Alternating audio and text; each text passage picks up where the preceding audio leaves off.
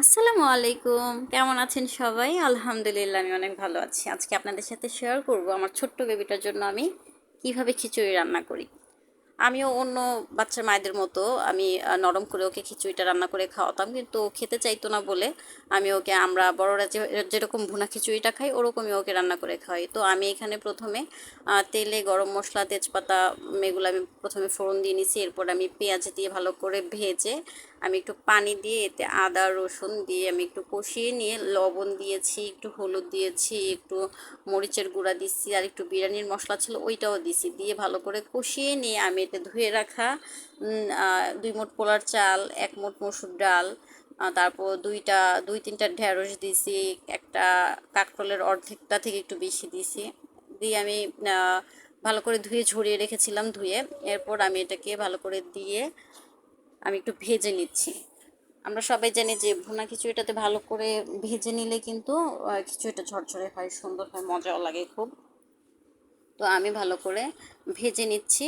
ভাজাটা হয়ে গেছে, এখন আমি এতে গরম পানি অ্যাড করে দিয়েছি, মানে চাল সবজির ডাবল পানিটা আমি অ্যাড করে দিয়েছি। এরপর পানিটাকে শুকিয়ে আসা পর্যন্ত আমরা অপেক্ষা করব। আমি এখন এটিকে ঢেকে দিব। এই তো ফিরে আসলাম পানিটা শুকিয়ে যাওয়ার পর।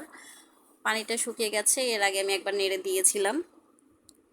পানিটা শুকিয়ে গেছে, এখনও কিন্তু মানে পরিপূর্ণভাবে সিদ্ধ হয় নাই, সম্পূর্ণ হয় নাই। আমি আবার ঢেকে দিব নেড়ে দেওয়ার জন্য। আমি দেখাচ্ছিলাম আরেকবার। তো এই তো আমি আবার ঢেকে দিলাম। এবার পরিপূর্ণভাবে হয়ে গেছে। তো খিচুড়িটার ফাইনাল লুক হচ্ছে এইটা। খিচুড়িটা দেখুন, দেখুন কতটা সুন্দর তেলতেলে একটা ভাব উপরে চলে আসছে। এরপর সবজিটা সুন্দরভাবে সিদ্ধ হয়েছে, লবণটা ঠিক আছে, আর এত সুন্দর একটা ঘ্রাণ বের হয়েছে যে কি বলবো। বড়রাই লোভ সামলাতে পারবেন, একটা লোভনীয় স্বাদের একটা খিচুড়ি। এত মজা হয়েছে, বড়রাও পছন্দ করে। আমার ছোট্ট আমার বেবির বাবাটাও একটু খেয়েছে। এরপর আমি তো ভালোই খেয়েছি, আমার বেবিটাও খেয়েছে। আর দেখুন ও কীভাবে খায়, ওর রিয়াকশানটা দেখুন। ওর কিন্তু খুব ভালো লেগেছে খেতে। আমি এটা আপনাদের কাছে একটু শেয়ার করলাম, একটু ভিডিও করে রেখেছিলাম ও যখন খাচ্ছিল। সারাদিন তো একটু একটু এই শর্টস দেখে, একটু কার্টুন টার্টুন দেখে, এই জন্য ও মানে আঙুল দিয়ে দেখবেন রিয়েকশন করছে, এই খাচ্ছে আর আঙুল দিয়ে লাইক দিচ্ছে, তারপরে ওয়াও করে যে আঙুল দিয়ে ওই রিয়েকশনটা দিচ্ছে। দেখেন দেখেন কীভাবে লাইক দিচ্ছে, তারপরে যে আঙুল দিয়ে যে ওয়াও করে না, ওরকম একটা রিয়েকশন করবে। যাই হোক, খিচুড়িটা কিন্তু দারুণ ছিল, আপনারা বাসাতে ট্রাই করবেন।